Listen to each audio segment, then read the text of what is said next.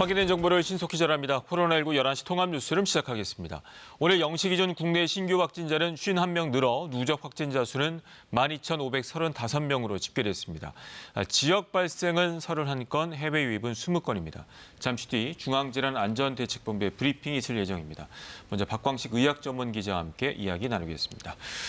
자, 오늘 현황부터 짚어볼까요? 51명이 나왔네요. 네, 또 조금 늘었습니다. 어제 신규 확진자 51명이 발생해서 지금 국내 누적 확진자는 12,535명입니다.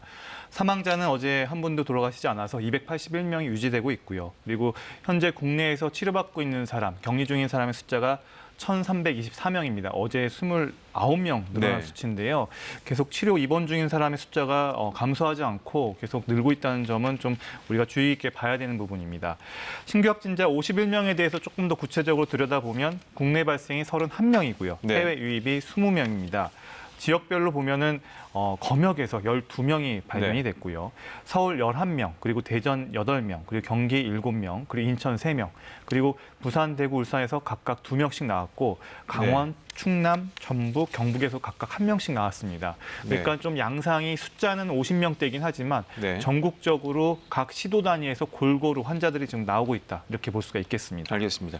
근데 잠시 전에 대전과 또 부산을 연결해 상황을 짚어보겠습니다만 현재 문제가 되는 것 중에 하나가 이제 병상 문제 아니겠습니까? 미리미리 좀 대비를 해야 될 것 같은데 현재 상황 어떻습니까? 네, 그렇습니다. 지금 계속 병상 여유분에 대해서 계속 방역 당국이 이제는 거의 매일 그 실시간 실태를 얘기를 하고 있습니다. 6월 22일 기준인데요. 전국적으로 위중하거나 중증 환자를 치료하는 병상, 그러니까 중환자실이 전국에 이제 546개가 있습니다. 전국적으로 이 중에서 남아있는 병상은 117개가 남아있는 상태입니다. 알겠습니다. 자, 현장으로 가겠습니다. 직접 들어보시겠습니다. 윤리본무국장 박용준 범정부 대책지원본부 운영팀장이 배석했습니다. 수어 통역이 제공됩니다. 먼저 김강립 1총괄조정관이 코로나19 대응 방안 등을 설명하겠습니다. 6월 24일 수요일 정례 브리핑을 시작하겠습니다. 6월 24일 0시 기준 지역사회 감염이 33명이고 해외 유입 사례는 20명으로 총 51명의 신규 확진 환자가 발생하였습니다. 6월 24일 0시까지 발생한 확진 환자는 모두 12,535명이고 현재 1,324명의 환자들이 치료를 받고 있습니다. 어제 사망하신 분은 없었으며 현재까지의 총 사망자는 281명입니다. 오늘 아침 정세균 국무총리 주재로 열린 중대본 회의에서는 항만 방역조치 현황과 관리 강화 방안, 음식점 방역조치 강화 방안, 공무원 하계 휴가 분산 계획, 코로나19 대응지침 개정판 마련 등을 논의하였습니다. 정세균 국무총리께서는 코로나19가 계절과 상관없이 전 세계에서 계속 확산되고 있으며 우리나라에서도 수도권을 비롯한 지역사회 집단 감염이 계속되고 있어 긴장감을 늦추지 않고 싸워나가야 함을 강조하였습니다. 지역사회 감염 확산이 이어지며 의료진의 피로도가 높아지고 의료 자원의 부담이 커지는 상황이라며 소중한 의료 자원을 최대한 효율적으로 활용하는 데 초점을 두어야 한다고 당부하였습니다. 최근 지역사회의 연쇄적인 집단 감염이 이어지고 수도권을 벗어나 충청 등 다른 지역으로 코로나19 감염이 확산되는 경향이 계속되고 있습니다. 해외 유입 사례도 꾸준히 증가하고 있지만 검역과 격리 단계에서 확인되어 지역사회 노출이 발생하지 않았으므로 확산 가능성은 높지 않을 것으로 판단됩니다.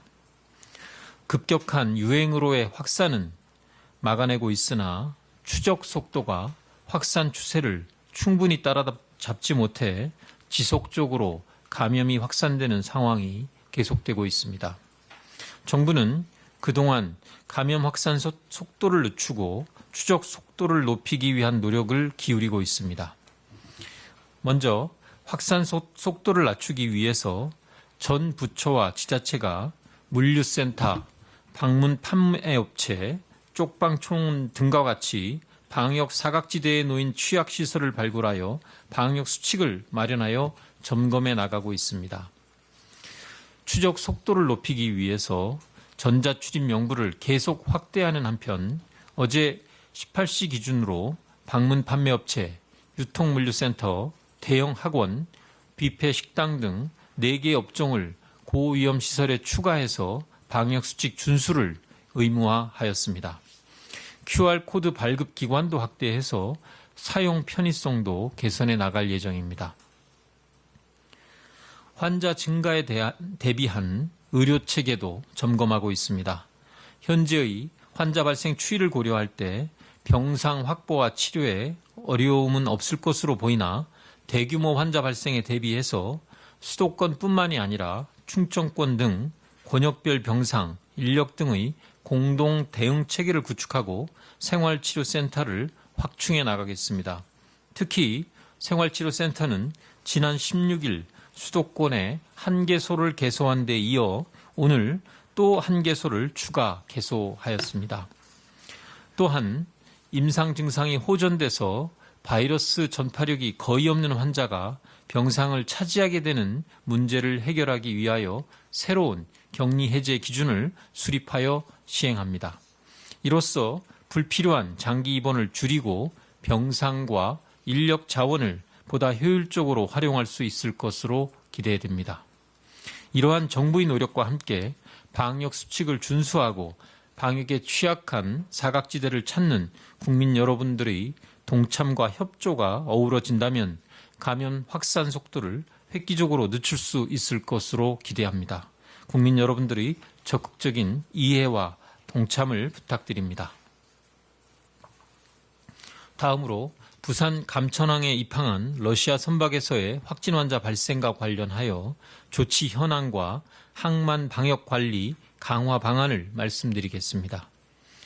부산 감천항에 입항한 어획물 운반선의 전 선장이 이전 기항지였던 러시아에 하선한 이후 확진된 사실이 선사를 통해서 접수되었습니다.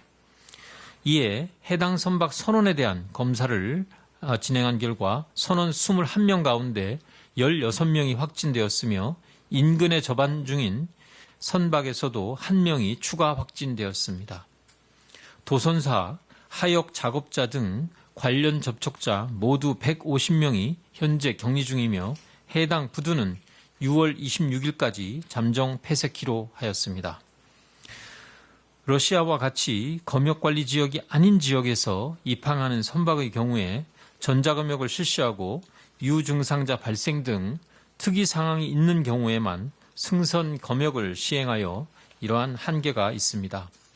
우리나라에 입항하기 이전 다른 나라에서 하선한 선원의 정보 확보가 어려웠고 관련 정보의 국가 간 공유가 지연되었으며 입항 후 선원이 상륙 허가서나 세관 승인 없이 하선하거나 다른 선박으로 이동하여 추가 접촉자가 발생한 측면이 있었습니다. 이에 따라 정부는 다음과 같이 항만 방역 관리 강화 방안을 마련하여 추진할 계획입니다. 우선 부산항에 입항하는 러시아 선박에 대해서는 오늘부터 모두 승선 검역을 실시하겠습니다. 또한 선사가 입항일 이전 14일 이내에 하선한 선원에 대하여 검역 당국에 신고토록 하고 유증상자를 신고하지 않은 선박에 대해서는 입항 제한과 함께 과태료를 부과토록 하겠습니다. 특히 확진자 발생으로 사회적 비용이 발생하는 경우 선사에 대해서 구상권 청구도 적극 검토하겠습니다. 항만 내의 하역 과정에서 선원과 하역 근로자의 선박 간 이동과 접촉이 이루어지지 않도록 현장에서의 지도 단속을 강화하겠습니다. 야외 작업, 밀폐 공간, 어창 등 하역 현장별로 생활 방역 수칙을 세분화하고 거리두기나 마스크 착용이 어려운 현장에서는 선원과의 접촉을 최소화할 수 있는 가이드라인을 마련하여 방역 수칙의 실효성을 높이도록 하겠습니다. 음식점 방역조치 강화 방안에 대하여 말씀드리겠습니다. 음식점은 전북 전주시 사례에서도 알 수 있듯이 코로나19 감염에 취약한 장소입니다. 이에 따라서 식품의약품안전처는 코로나19 감염 환경으로 꼽히는 산밀, 즉 밀집, 밀접, 밀폐의 측면에서 방역 조치 강화를 추진할 계획입니다.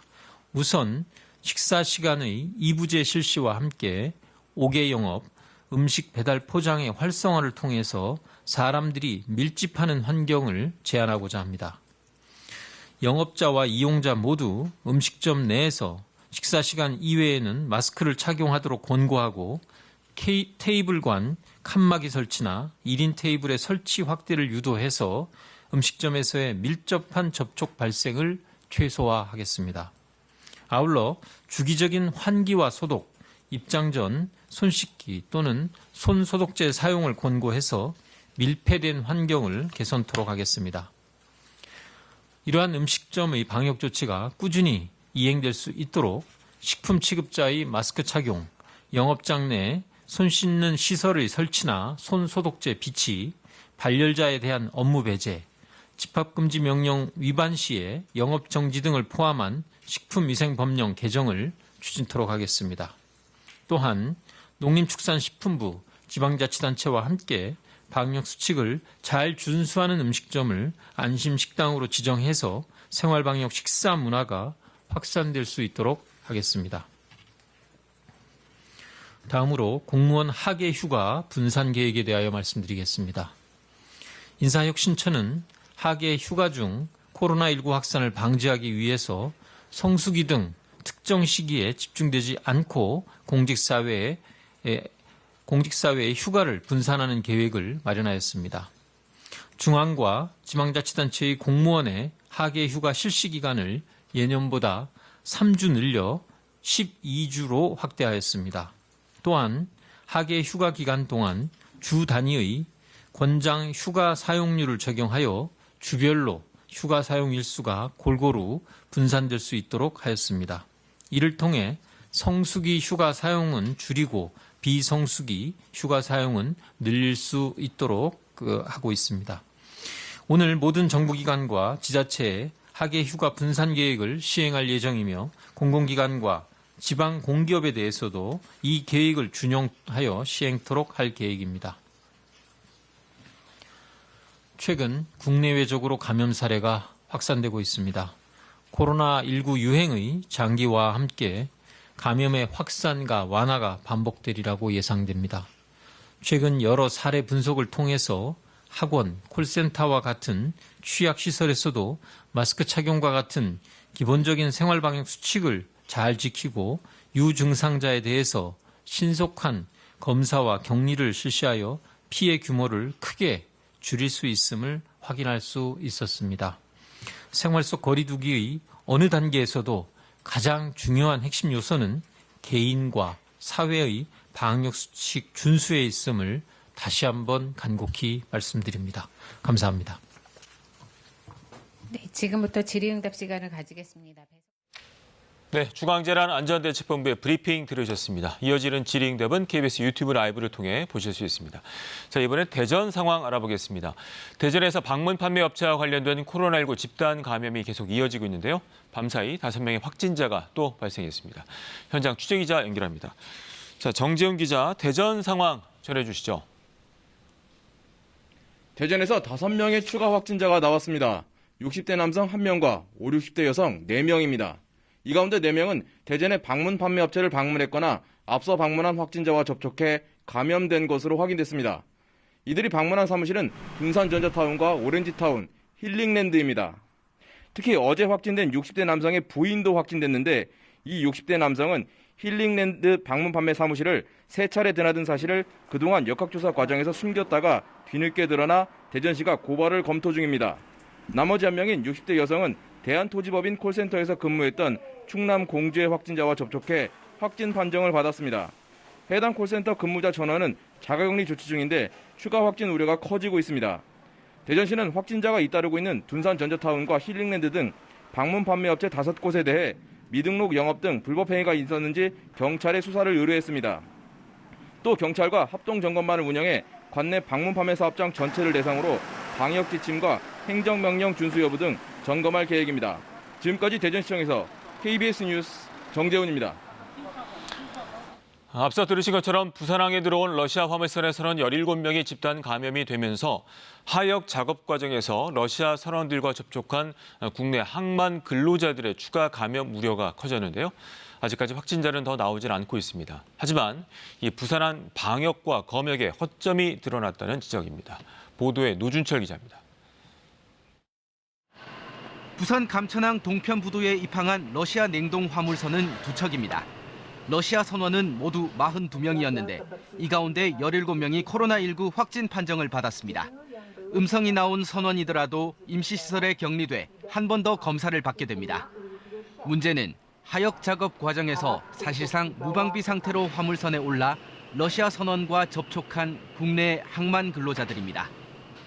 어창이 정말마다는 어창이 온도가 많이 낮기 때문에 마스크 쓰고 일하기가 그래요. 부상은 또 육상대로 날씨 더우니까 숨이 턱턱 막히게 그런 거고. 항만 근로자 등 모두 170여 명이 접촉자로 분류됐는데 다행히 추가 확진자는 아직 나오지 않고 있습니다. 진단 검사를 통해 선박 수리업체 근로자 6명이 어제 음성 판정을 받았습니다. 또 거주지별 선별 진료소를 통해 검사가 진행 중인 부산 항운노조 소속 124명 가운데 지금까지 10여 명이 음성 판정을 받았습니다. 부산항의 검역과 방역 허점도 드러났습니다. 검역 당국은 검역관이 직접 선박에 올라가 선원들의 건강을 점검하지 않고 서류만 보고 검역증을 내주었습니다. 저희가 조금 늦은 감은 있습니다만 러시아도 승선 검역의 대상으로 포함해서 관리하는 것으로 적극 진행하도록 그렇게 하겠습니다. 또 이번 집단 감염 사태 이전인 지난 4월과 5월에도 부산항 검역 과정에서 이미 4차례나 확진자가 나왔던 것으로 드러났습니다. 검역 대처가 미흡했는데도 이후 검역관 인력 보강 등 달라진 건 없었습니다.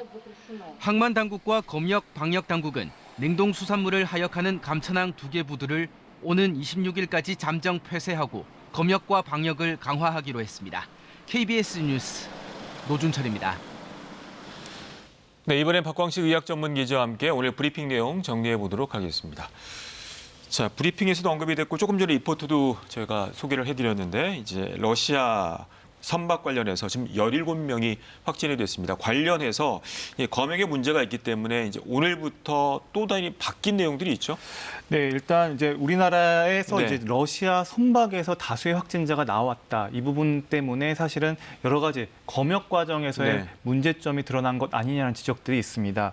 일단은 지금 러시아 국가는 지금 유럽에서 확진자의 절반이 나올 정도로 지금 네. 많은 수가 나오고 있는 국가입니다.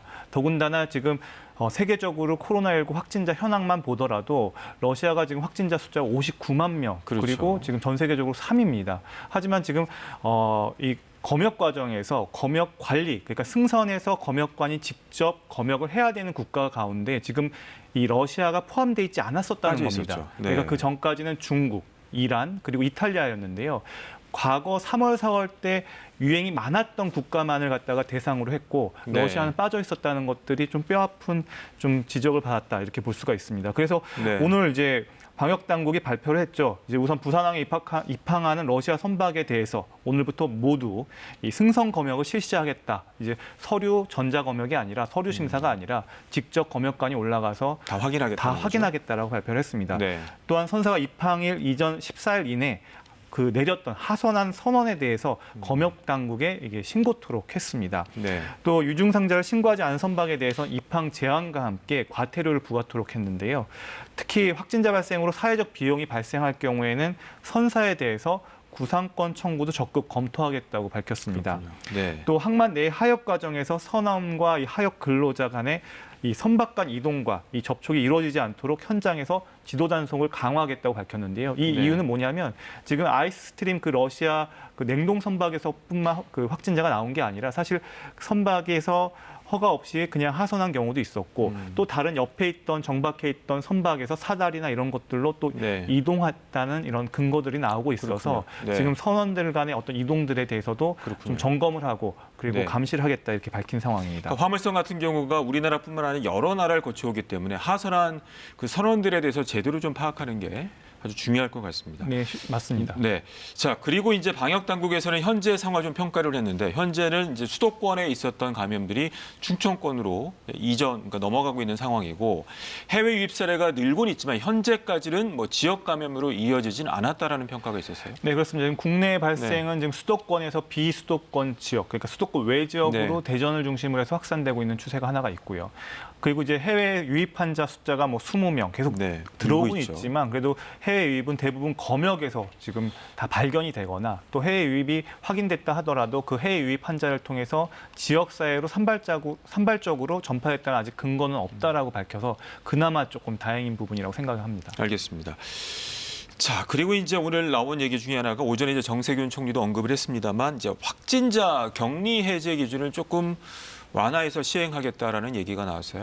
네, 그렇습니다. 지금 앞서서 언급을 했지만 지금 현재 입원 치료 중인 사람이 1,300명입니다. 네. 계속 지금 900명대까지 내려갔다가 1,300명으로 이렇게 올라갔는데요. 사실 입원한 환자 수는 계속 증가만 하고 지금 여기서 퇴원한 환자 수가 지금 그렇게 많지 않다는 겁니다. 그렇군요. 이게 무슨 얘기냐면 결국 이태원 기준이 까다롭기 때문에 계속 엄격하게 코로나19 그 바이러스가 나오는지 안 나오는지를 다 확인해서 음성이어야지만 나오게끔 퇴원시켰단 말입니다. 그러니까 장기 입원자가 많다는 얘기네요. 네, 그렇기 때문에 근데 하지만 굳이 그렇게 할 필요가 없고 네. 정말 중증으로 갈 위험이 있는 환자들만 따로 분류를 해서 입퇴원 기준만 바꿔도 이 병상 회전율이 50% 이상 늘어날 것으로 보이기 때문에 네. 구체적인 안에 대해서 오늘 발표를 한다고 한 것이고 아까 브리핑에서는 그 안에 대해서는 아직은 자세하게 얘기는 하진 않았습니다. 네, 언급된 것 중에 하나가 이제 생활치료센터 뭐 한 개소를 또 맞습니다. 다시 열겠다는 얘기도 있었어요. 이제 무증상이나 네. 이 경증 환자 같은 경우 오늘 이제 또 수도권에 한 개소를 또 열게 되면은 그냥 바로 이제 코로나19에 확진이 됐어도 병원으로 가는 게 아니라 네. 이제 무증상이거나 경증일 경우에는 바로 생활치료센터, 대구 경북에서 그랬었죠. 이미 병실이 포화 상태일 때. 네. 그래서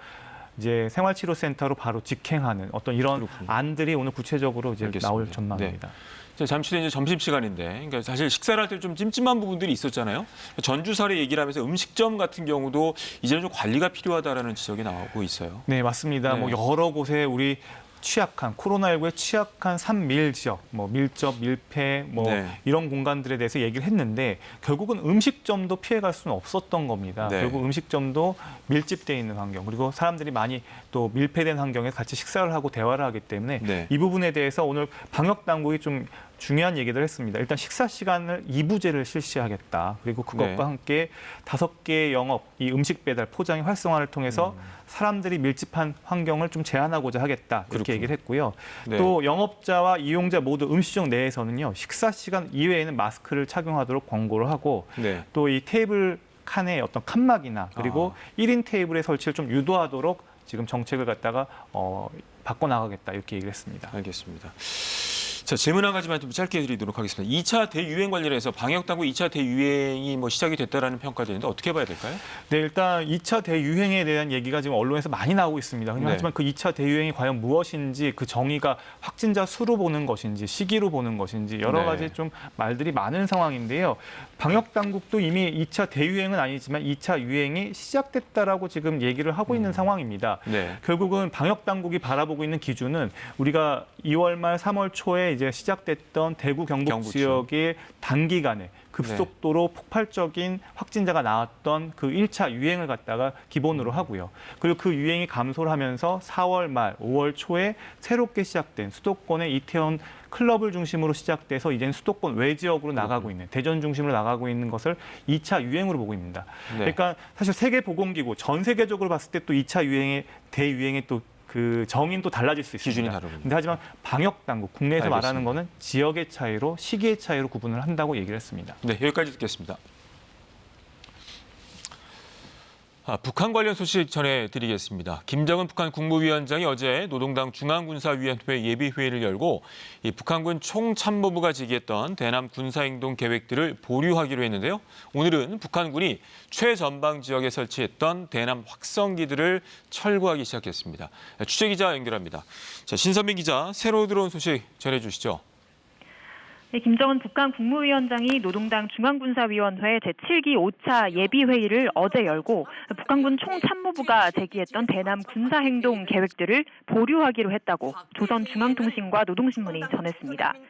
김여정 북한 노동당 제1부 부장이 대적행동 행사권을 군에 넘기겠다고 밝힌 이후 북한군 총참모부는 지난 17일 구체적인 행동 계획을 만들어 당 중앙군사위에 비준을 제기하겠다고 밝혔었는데요. 총참모부의 대남 군사행동 계획은 최전방 GP 복원, 대남전단 살포, 금강산 개성공단 병력 진출, 접경지역 군사훈련 등 4가지였습니다. 이후 북한은 대남전단 1,200만 장을 인쇄하고 대남 확성기를 최전방에 설치하는 등 군사적 압박 수위를 높여왔는데요. 김정은 위원장이 주재한 당 중앙군사위 회의에서 대남 군사행동 계획 보류를 전격적으로 결정한 겁니다. 북한이 남북 공동연락사무소 폭파를 감행하는 등 그간 계속 끌어올려왔던 한반도 긴장 수위를 조절하는 게 아니냐는 관측이 나오고 있습니다. 북한이 숨 고르기에 들어가면서 오늘자 노동신문은 김여정 제1부 부장 담화 이후 이어져 왔던 대남 비방 기사를 아예 싣지 않았습니다. 이런 가운데 북한이 최전방 지역에 재설치한 대남 확성기 수십 개를 철거하는 움직임도 포착됐는데요. 군 관계자는 경기도 강화와 파주 등 접경 지역에서 지난 21일부터 북한군이 재설치한 대남 확성기 수십 개를 다시 철거하는 작업이 진행 중이라고 전했습니다. 우리 국방부와 통일부는 오늘 북한의 군사행동 보류 결정에 대해 남북 합의는 반드시 준수돼야 한다는 원론적인 입장을 내놨습니다. 북한 속내를 좀 더 면밀히 분석하며 상황을 예의주시하겠다는 뜻으로 풀이됩니다. 지금까지 통일외교부에서 전해드렸습니다. 이번엔 장마 소식 전해드립니다. 제주도와 서해안부터 시작된 장맛비가 오늘 낮부터 전국으로 확대될 것으로 보입니다. 강원 북부와 제주도는 최고 120mm의 비가 쏟아질 전망인데요. 이번 비는 내일 낮부터 서서히 그치겠습니다. 김민정 기자입니다. 오늘 낮부터 전국에 장맛비가 내릴 것으로 예보됐습니다. 오늘 새벽 서해안과 제주도를 시작으로 시작된 장마는 낮부터 전국으로 확대될 예정으로 내륙 지역은 이번이 올여름 첫 장마입니다. 제주도 등 일부 지역에서는 예년보다 이른 지난 10일 이미 장마가 시작됐지만 장마 전선이 천천히 북상하면서 중부와 남부 지방은 예년과 비슷한 시기에 첫 장맛비가 내리는 겁니다.